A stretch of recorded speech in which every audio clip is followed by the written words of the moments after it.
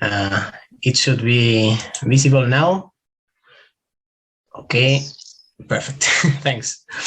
Okay, so, well, first of all, thanks to BSides, to Christian, to you, David, to all the organizers of this conference. It's my first time here, and I'm really excited to present, well, the weird things I like to investigate about. So this is the title of the talk. It's Hacking Kubernetes 101. As David was saying, this will include like some key ideas of how this technology can be attacked, and also how it could be hardened to avoid those attacks. And I hope, well, you will all like the talk. So let's start. Well, a quick who am I? My name is Daniel Monzón, aka Starcode. I'm a pen tester at Epcd Security. I like to hand CVs from time to time in random software I download. I've written some tools like that one, NG Spawner, and you can find me there on Twitter if later you have any questions or whatever. So let's start. First of all, as this is 101, we will start by introducing what is Kubernetes for the ones who don't know the technology that well. Maybe you have heard it, but this is a more in-depth introduction to this. So this is the overall schema. These are the pieces of a Kubernetes environment. All the nodes, maybe virtual machines, maybe physical machines, and mostly they're worker nodes, which are like these ones, and the master node. The master node is the key to the kingdom. If you can compromise the master node, that's it. You get everything from there. And these are, well, the parts of this. The master node includes the scheduler, the API server, which is actually the more or less the heart of a Kubernetes environment. As you can see, everything interacts with the API server. It's like, if you get into this, you're done. It has an optional cloud controller manager in case, you want to launch or start building a Kubernetes environment, in whatever cloud services you want. And this is a typical worker node. This kubelet is an agent which runs in every of the nodes and interacts, as you can see, also with the API server and so. This advisor thing, it's like a metrics thing that sometimes leaks information, useful to an attacker. And this kube proxy is the component responsible of exposing services to the internet. Which is, as you already know, probably the weakest point of this. And in each of these nodes, there are pods. It may not be equal a pod to a container, but in the majority, most of the times, there is just one container per pod, which is like more or less another container. And I forgot to mention the Epcd database. This is a key value database. It holds a lot of juicy information. We'll see it before. We'll see it after, sorry. And the runtime, which is, what actually makes, the container park, it makes it to work. So after it was, before it was Docker, but now they are changing that to Containerd, because Docker is actually built on Containerd. So it was a nonsense. Okay, one second. Perfect. And well, this you can see it in a different structure. And these are services, which is the first and almost the most, not vulnerable, but one of the most critical components of Kubernetes environments, which are, the services that may or may be not exposed to the internet, depending on the type of service. And this is, well, where every attacker, almost every attacker should start looking into. So this is another slide in which we can see more or less the different attack vectors from zero to start getting into nodes, start getting into pods. These are mostly the the most used techniques. Actually, probably is this one and this one. This one are and also and the fourth one. The other ones are less common, but let's start explaining. So the API server, which I told you, this is the heart of the Kubernetes environment. This can be interacted with, it is an HTTP API, so you can interact with it with curl or wget, or even with the command line interface, which is kubectl. The exposed dashboard, we will see it after, we will see it after, and it's a very, a very stupid way of getting pwned. So the Cubelet API, as I told you, there's a kubelet running on every node, and this also has an API. It's really easy to get code execution into any of the pods of the node using the Kubelet API. And the last of all of these techniques, the etcd API, which is this one. This one is way harder to exploit, but sometimes it is exposed. So from an attacker point of view, this is what you will see if you are in if you are pen testing something and you suddenly discover this kind of ports. This is what it will make you think you are in you are pen testing a Kubernetes environment. So these are the common ports. Here you have the components. All these ports are from etcd, the Kubelet APIs, all this stuff. Okay, so the cluster components. And this is not necessarily like this because these are the default ports in which Kubernetes listens, or a node can listen like a service. So it can expose something to the internet. This is not necessarily like this, okay? But the rest of them, yes. Okay. So container metrics. This minikube thing, it is rare, not really common, because minikube is like a self-contained Kubernetes environment in VirtualBox. Okay, the Kubelet APIs, the kube proxy, which is the one interacting with the exposing things to the internet, and this is just more custom things. Okay, so first of all, is Kubernetes hacking even a thing?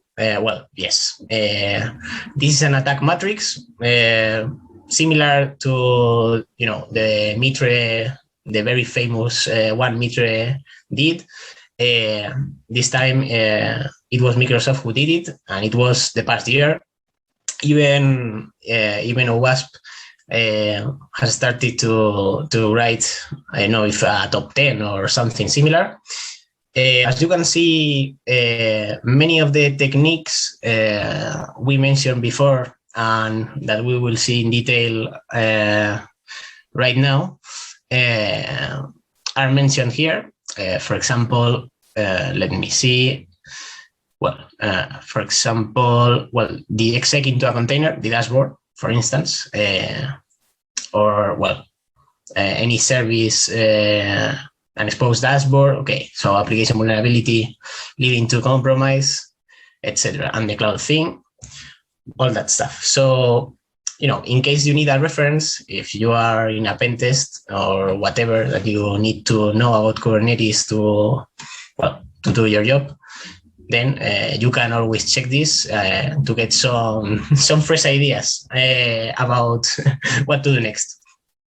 Okay, so this is the Kubernetes dashboard. Whenever you create a Kubernetes cluster, you get one of these websites. The the bad part of this is well, that many people actually don't protect this in any way, and you can go to Shodan and just well check if there are exposed dashboards. Go, you know, here to workloads pod. Click on the pod and exec, and you will be granted with a with a nice shell in whatever pod you want.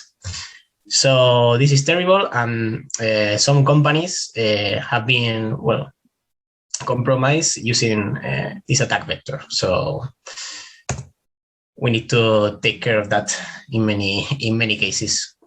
So this is the other API. Well, one of the others, which is the Cubelet. As I told you, there is one API per node. Okay, so maybe you cannot interact with an API in one of the nodes, but maybe you can interact with another in other node of the Kubernetes environment. So as any of the APIs, you can interact with it using curl or wget or whatever typical Linux command you are used to, and also using a command line interface. This one, I think it's non-official. I think so, but it works decently. So what can be done with this? Well, directly you can get a list of pods running in a node, okay, with this command, and after you can you can run a command inside a node. You need to specify the namespace here. But it's fairly easy to get command execution into any node, into any pod of the node. So this is, you know, a very easy vector. And if you expose this port to the internet, well, whatever apt that's using Mascan can detect this, and well, you may have a problem. So, and also you can check the logs. Which is interesting. You can check the logs, and you, for example, can search for the kubeadm. Well, this is the kubeadm is the command line interface used to, well, when you create the cluster, you use this instead of kubectl. Okay, so you can find the token used to join the machine to the cluster, and you can just add your own malicious machine to the cluster, which is not good at all. And also, if you are using HTTP to visit whatever, and you are using cookies or tokens or whatever, or IDs, and you are putting that into a get parameter, you are all of this can be exposed just by making some requests to the logs thing of the Kubelet API. So here's an example. You can see it's not difficult to do this. Okay, so the last one, the etcd one. Well, this one it's way more difficult to exploit because you need all these files, the CA CRT, the health check one, and the health check client. you need to specify the API version with this environment variable. There is also a command line interface, by the way. You can just, for example, launch this and start, start dumping the whole database of the Kubernetes environment. The good thing about this is that you need these files. So, as I said, this is not that easy to exploit, but it's another way. So we are in a pod, right? We have compromised whatever, a web application exposed to the internet, whatever, a typical scenario. We are there. So what do we now?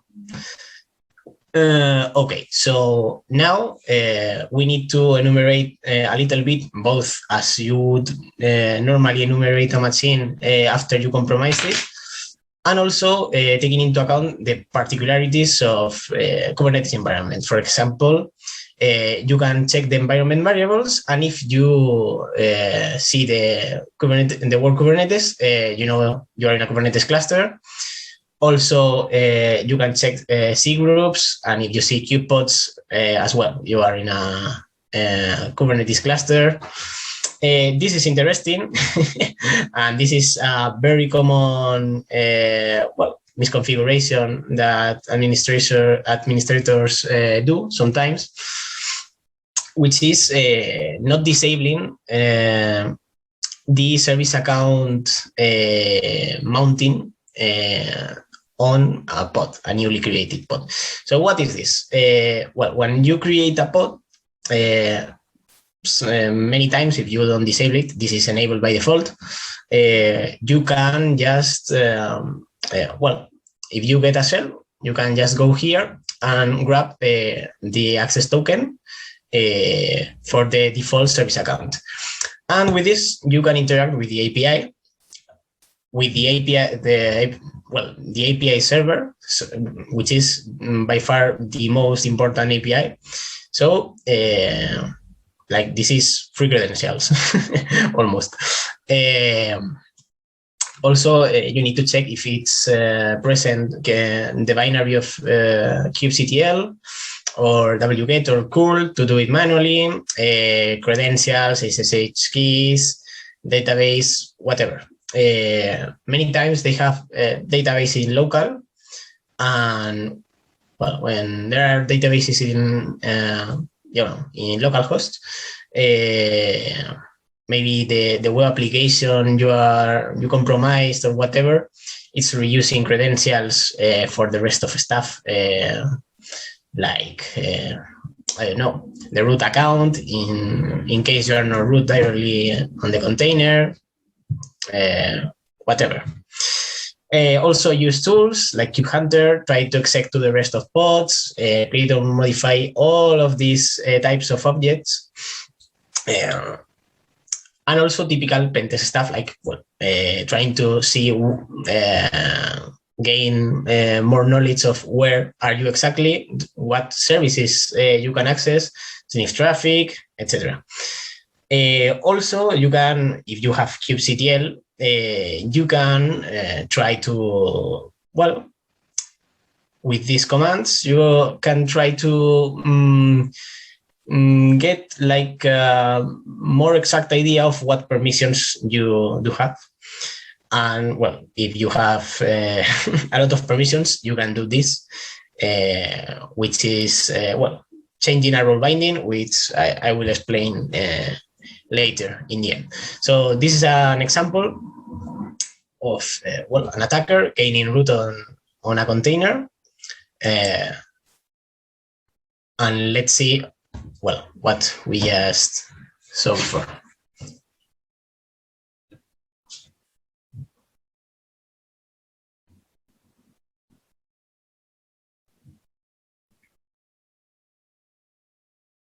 Okay. So you can see all the environment variables. So we are in a Kubernetes environment.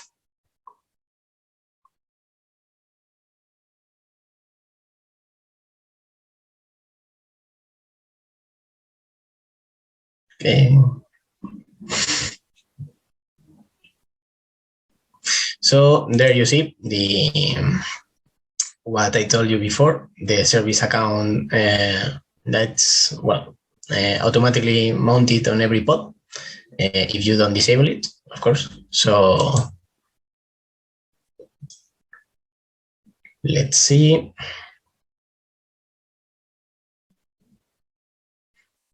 Yeah, so that's the access token, and with that you're able to to access the API of the API server.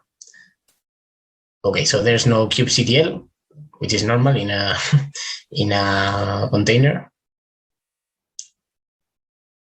Okay. The good thing, in case you don't have kubectl and you don't want to learn the whole API, and you don't want to do it via curl, you can just upload it like I did in the example. I know this is a Linux machine with 64-bit architecture, so I just download the one I need, with permissions, and from there I can start checking what can I access.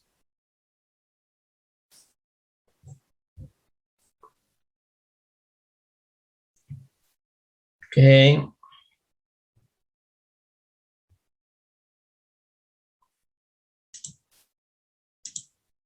Yeah, so yes, I can list pods. Now we'll see some more examples, but there's something important to take into account. That is that in this case, it wasn't even needed to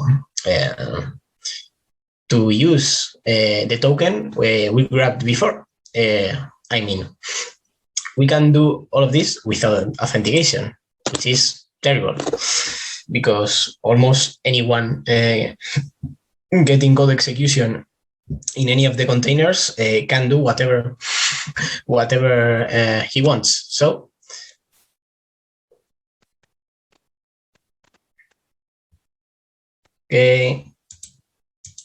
so can I list nodes? Yes.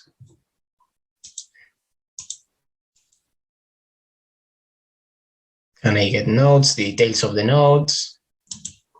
Okay, so you can see we asked the API if we can perform various actions, and we can. So, well, this would be a terrible scenario for any sysadmin. Okay, so let's go to the secrets part. Okay, so secrets in Kubernetes, are just, as you can see here, this is a screenshot from the official documentation, are just base64 encoded strings. So this is almost equal to clear text. And, anyone with API access, in this case, as you saw, anyone could access the API, can retrieve the secrets. So we could do it if we didn't, by any reason, have kubectl. We could do it using this, okay? Using curl, just using the API. This is what gets done by kubectl in the background. So in this case, for example, we wouldn't need this header, but in case, for example, that we couldn't all of these commands return no, we could just have added the access token we got from the insecure mount of the service account token and use it here. And we can get secrets, and we can exactly check what's in the secret object. So here is an example.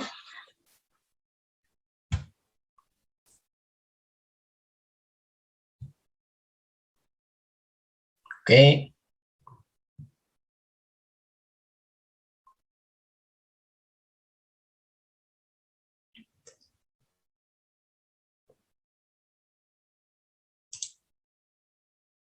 Okay.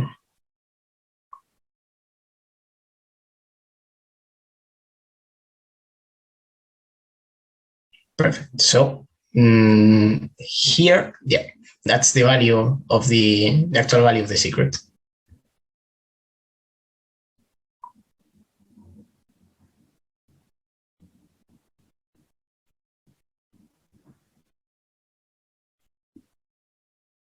Perfect. So what you see here is the, well, what is stored in the secret, that you can see that, well, secrets in Kubernetes are not that secret. So it's something to take into account. Okay, as you can see here, these are, well, this is another command which is listing the namespaces. Namespaces are, well, logical divisions of clusters. A physical cluster like can be divided into different namespaces. The default one is this one, but there are others created when you create a cluster, like this one, the kube system one. The kube system one is particularly dangerous because all the secrets belonging to this namespace are of service, well, they belong to service accounts, which they hold very high privilege.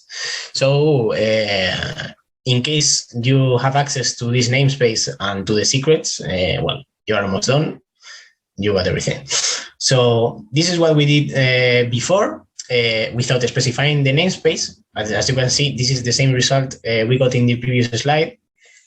And here we can list and check the output of, we can list the secrets of another namespace. And here we can even get the the clear text of these secrets in other namespaces. So this one is critical. Yes, that's the point of this. Okay. So a part of expose APIs, how do we get bound? Well, with services here. Well, I don't know why this wasn't working. Okay, but here you would see, in a normal situation, you would see the external IP, or more concretely here, you would see the external IP of these services. Okay, so there are many types of services.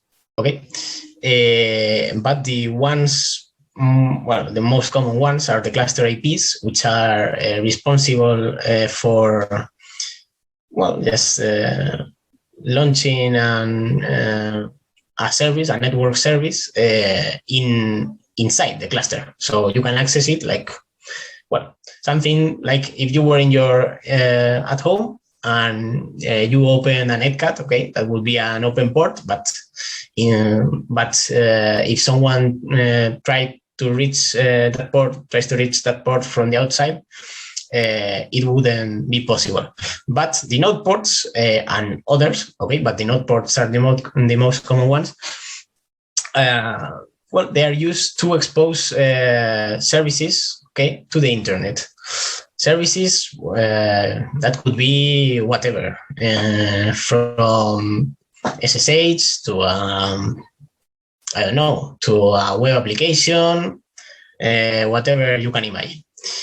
So in this command, it should be possible. I don't know exactly why this time when I did the screenshot didn't work, but you should be able to see here the external IP. So if you don't take care of this, and well, if you don't do a proper, I don't know how to say this. If you don't have a clear list of what you expose to the internet, and also when you have like very big development environments, and so using Kubernetes, it's very easy to expose something you don't want to expose. So more attacks. Okay, so we're in a pod, but a pod, well, we're in the container of the pod. Okay, So, but we are, well, we are like, if we were in a typical Docker container, we have no more permissions, okay? But there's a thing, which is a very typical attack, that if you are, well, first, if you can find bugs in the pod you are, well, in which you are, you can try to, well, access another pods, etc. And this permission that we listed before, and we have it, we can create pods, okay? The way of declaring a pod is with these files, .yaml. If you declare this, okay, the host volume and the mount path and also the privilege true, what this would do is to create a pod, okay, and mount the whole nodes file system into this folder. So we could just exec into the attacker pod in this case, okay. And if we go to /attacker, we could see whatever it's in the host's file system. And this attack is particularly dangerous because there's, well, you can specify exactly in which node to create this pod. And there's a high chance that an attacker will try to create a malicious pod in the master node, because once you are in the master node, you get access to everything. Because, for example, the token I mentioned before to join machines to the Kubernetes cluster, it's there. The logs, everything, the access tokens, everything's there. So, and the TCD. Everything. So once you get this, you are done as well. Okay. So what's more to look at once you are checking the security of the pods? Well, you can check all of these options. Okay. The privilege true one, which is the one that actually allowed us to do the previous attack. The host IPC, the host network, this allows the pod to access the same network of the node. There are 3 or 4 options, and in different combinations can lead to multiple ways to compromise the Kubernetes environment. So, and here is a very good example of this. Okay. Well, the pod security admission. Well, this is a way, the pod security policy, this is another way to declare the security context of the pod. Now that's deprecated, and it's using, if I remember correctly, it was an admission, I think an admission controller that was using right now to, instead of the pod security policy. Okay. Also, for those who think they are safe in the cloud, here you have, some examples of how to leverage a simple pod compromise to get all your all the assets you have in your AWS organization or your Google Cloud platform, or for example, this is the C advisor thing I mentioned before. This is not particularly useful, but for example, this one, the AWS one, is very typical. Because right now there's a very popular service AWS is providing, that it's AKS, EKS, sorry, EKS, whoa, which is, just to run a Kubernetes cluster in the cloud, and from that you can both do like a double compromise, both the cloud environment and also the cluster. And the package manager, this is the typical package manager using Kubernetes environment, can be attacked as well. And here you have an example. This is, we cannot stop as much as I would want in all of this, but in case you later want the slides, just tell me so you can get all the reference. Okay, so for instance, what we could do if we have a Kubernetes environment that's running on the cloud. Okay, so for example, this both the master node and the worker nodes in AWS Kubernetes environments are EC2 machines. Okay, typical EC2 machines. So if you, well, maybe if you have ever just like tried a bug bounty program or read some bug bounty write-ups or whatever, you may recognize the EC2 instance metadata service, you know, the 169.254, you know, that IP. So this service, well, you can get credentials from this, and this is very typical. And from this, you can, well, try to escalate privilege and get, well, into the root account of the AWS organizations. And same thing with the cloud metadata service of Google Cloud Platform, the same thing. Okay, so about the permissions and how they work. Well, you can specify permissions based on the node you want to run the pod in. Okay, this attribute one, it's not that used, or at least I don't know many people who use this type of authorization. The role-based access control, yes, and we will see it in the next slides, which are more focused on hardening. Okay, well, and the webhooks as well. Here you have the documentation if you want to read it more in depth. The webhook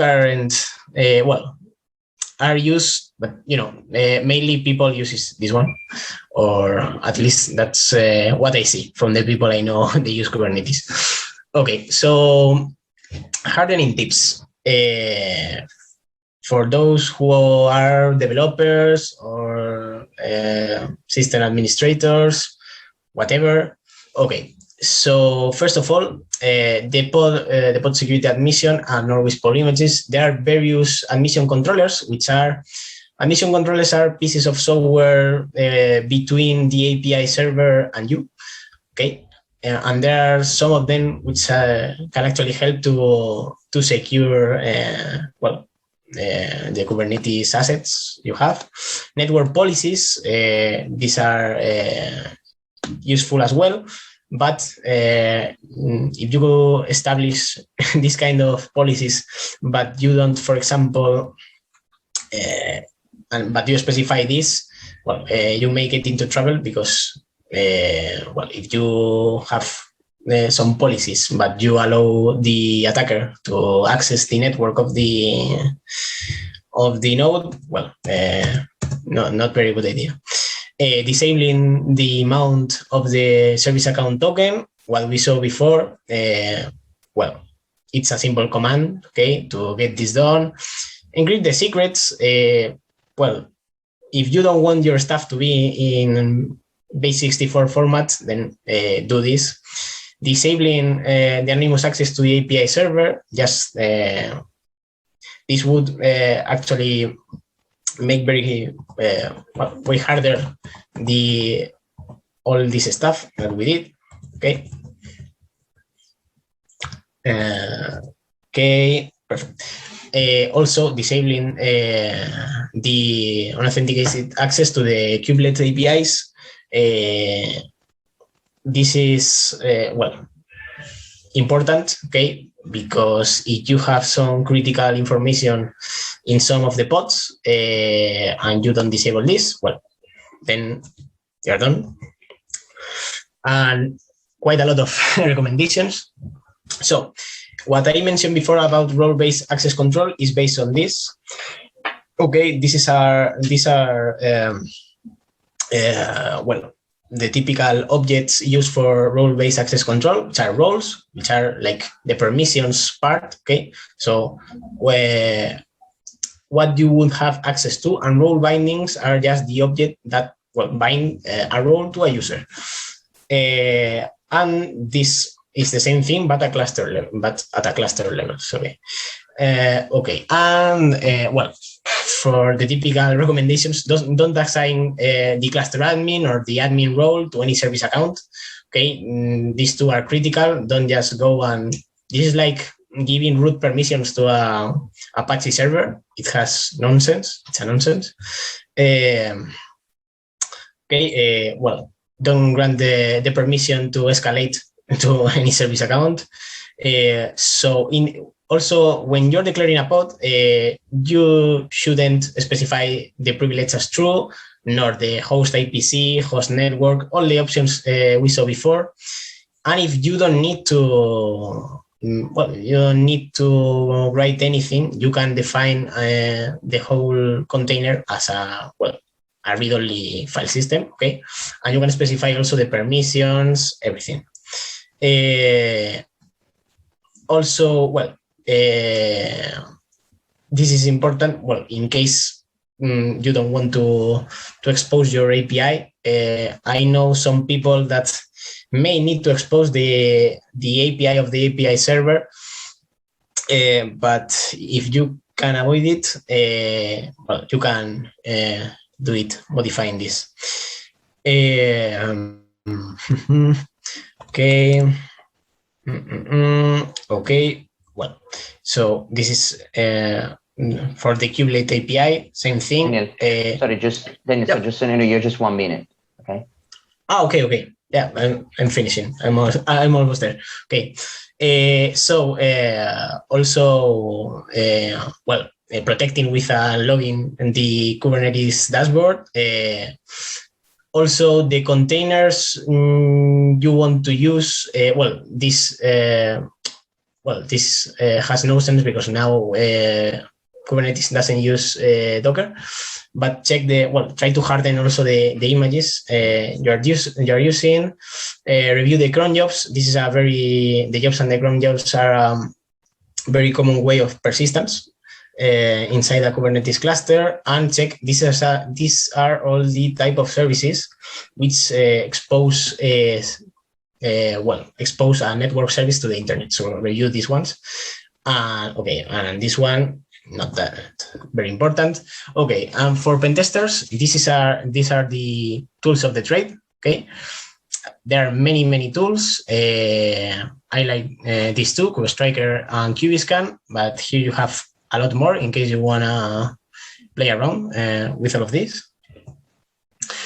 And that's it. These are all the objects which are in the API. So if you want to take a look on the security of some of these, we have seen the services, service accounts, secrets, whatever, pods. But there are, security risks in others, and this is an interesting thing to take a look if you're curious about the topic. So that's it. I hope you like the talk. Whatever questions or doubts or whatever you want me to do, here or in Twitter if you prefer. Great, thank you very much, Daniel. I don't know if we have any questions, but in the meanwhile, just to give people a couple of minutes to formulate those questions. I have perhaps one out of the curiosity. I was really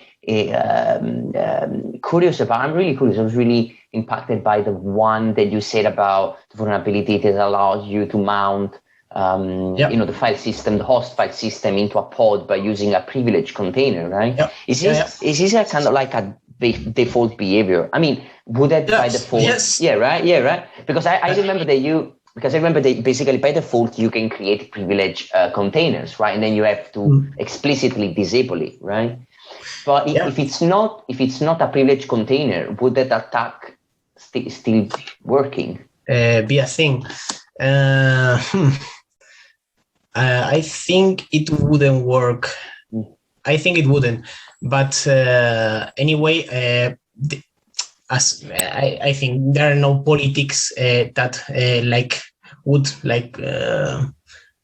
make an attacker not possible to define a pod as privileged. I mean, if you have the permission to create pods, I don't think there's going to be any permission to create pods, but not privileged. So once you get the create pods permission, then you're done. Game over. Okay, great. Thank you very much, Daniel. I don't see any questions. And again, you can reach out to him on Twitter, but also on Slack channels. We'll be there.